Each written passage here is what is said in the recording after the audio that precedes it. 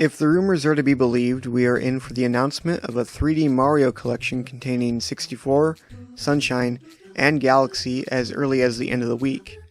Mario 64 is one of my favorite games of all time, and Sunshine is up there too. So ever since I first heard reports of this, I've been waiting with bated breath to see how exactly this collection manifests. In the spirit of that, I'd like to take some time today to go over what I'd like to see from it. To be clear, this is not a predictions video. Much of what's on this list will not happen. This is just what I'd personally like to see without regard to viability. So if something sounds absurd, or even contradictory, that's probably because it is. Number 1. Controller options. For starters, we have something that I totally think they could do. Full GameCube controller support for Sunshine. So as I'm sure many of you already know, the Switch supports GameCube controllers through the Smash Wii U and Ultimate GameCube adapters. You can use it with literally any game. However, I'm not sure if the trigger's analog functionality, which is used to control flood spray, is currently supported. It really wouldn't have any reason to after all. If not, this would be a great addition and allow for a more authentic Mario Sunshine experience. Speaking of controls, on the more outlandish side of things, some kind of way to play with N64 and Wii controllers for Super Mario 64 and Galaxy respectively would be really cool. Nintendo has already put out replica NES and SNES controllers, and if N64 Online is coming, even 64 controllers shouldn't be out of the question.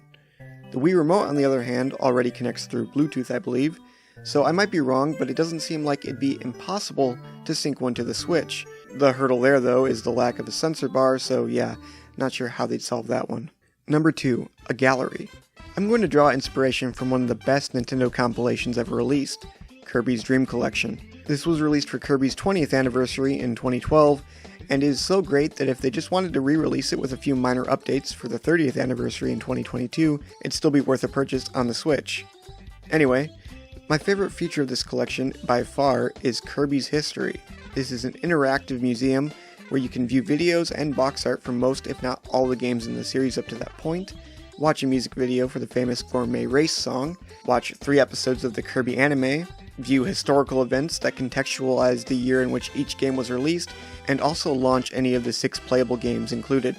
Personally, I would love this exact thing in the Mario collection, but if they want to streamline it a bit and just include the box art and maybe some concept and promotional artwork in the gallery, that'd be neat too.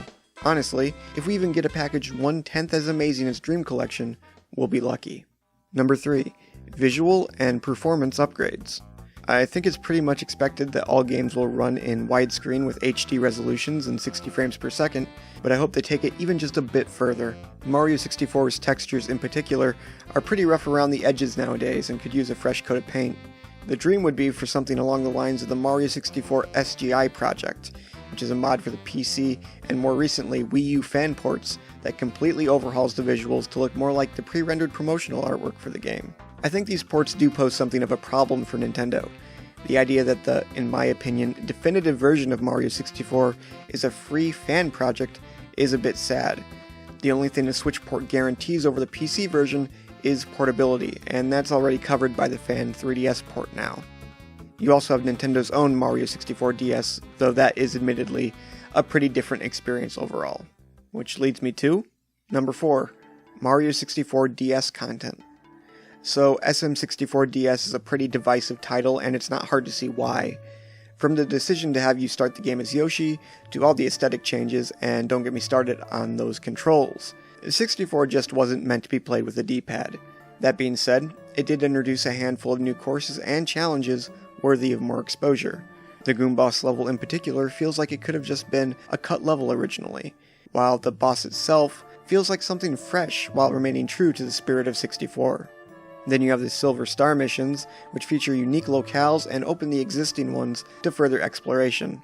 Of course, the most noteworthy feature of 64DS, though, are the new characters, and if one thing was to be carried over into the Switch version, this is what I would want. They don't even need to give them special properties like they had on DS. Just the ability to run around as Luigi or Wario would be enough for me. In fact, giving each of the characters unique abilities was one of the weaker aspects of DS, I felt. There's also some stuff I just would not like to see, such as the visual changes and, most importantly, the physics changes like wall jumping. Number 5. Version Select. So this is for the unfortunate case in which this ends up just being essentially a collection of ROMs and ISOs presented with no meaningful updates to presentation or gameplay. Depending on the version number of the ROM being used, some of the iconic glitches and tricks these games are known for might not work. The greatest example that comes to mind for me is the final revision of Mario 64 released in Japan, which fixed the backwards long jump trick, but added rumble functionality. The best solution to this problem, in my view, would be to allow you to select the region and revision number from the options menu for each game. I don't think it can be overstated how important this stuff is to the legacy of these games, especially in the context of speedrunning. It would also just be cool to experience some of the regional differences, particularly between the Japanese and US versions. Number 6. 2-player mode. So this is technically already in Galaxy, but I'm talking about a real 2-player mode where both players are running around the map collecting stars.